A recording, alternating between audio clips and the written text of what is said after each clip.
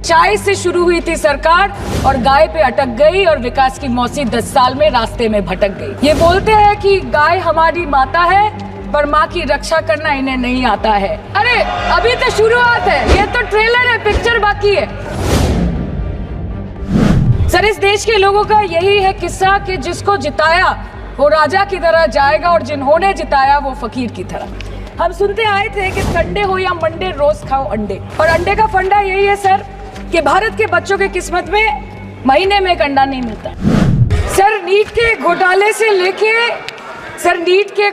लेके जीएसटी के बोझ तक, एयरपोर्ट की छत टूट जाने से लेके रेल पटरी से छूट जाने तक, तृणमूल कांग्रेस के सदस्य, हर सांसद देश के हर गंभीर मुद्दे पर चर्चा करेंगे। बस यही आपको बोलना था। इसका जवाब अगर आप देश के किसान से पूछेंगे तो वो आपको यही बात बोलेंगे कि चाय से शुरू हुई थी सरकार और गाय पे अटक गई और विकास की मौसी 10 साल में रास्ते में भटक गई। सर, किसान खुद क्या खाएंगे? अपने परिवार के लोगों का खिलाएंगे?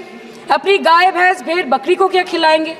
सर, ऐसे ही वारदात होते हैं जहां गरीबी से जूझता हुआ एक किसान उसको अपनी गाय भेड़ बकरी को बेचने में मजबूर करते हैं और अंत में जाके वो अपनी खुद की जान ले लेते हैं। सर, पिछले 10 सालों में 1,12,000 किसानों ने इस देश में आत्महत्या की।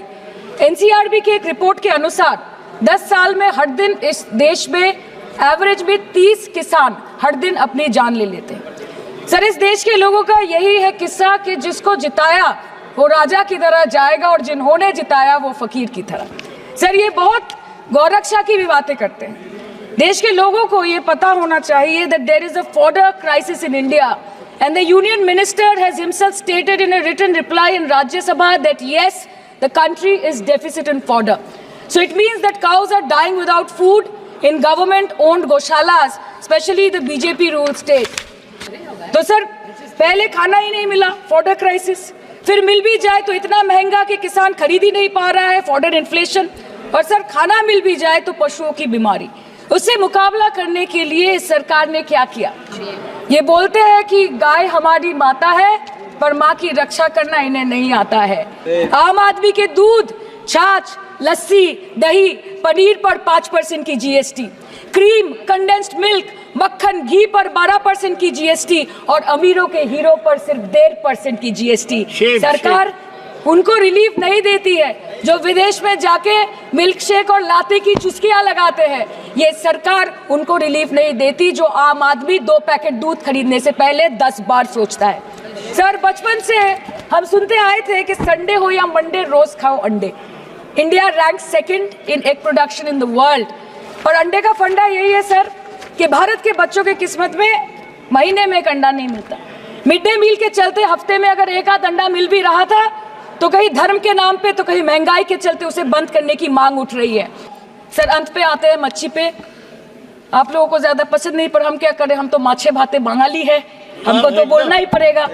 इस बीजेपी सरकार ने पिछले 10 सालों में इस देश के लिए क्या किया, उससे बड़ी तालिका बनेगी कि 10 साल में क्या क्या कर सकते थे पर किया नहीं।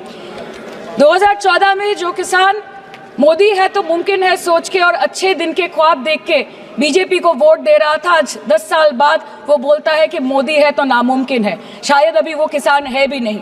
तो इसीलिए मैं बोलना चाहती हूँ कि समय बड़ा महत्वपूर्ण होता है अध्यक्ष महोदय, और बड़ा बलवान। बंगाली में हम एक बात बोलते हैं कि समय गेले साधन होबे ना।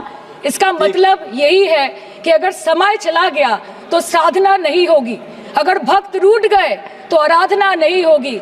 और 3 से 303 से 240 के आंकड़े बोलते हैं कि इस बार जो आप चले गए तो दोबारा लौटने की संभावना नहीं होगी।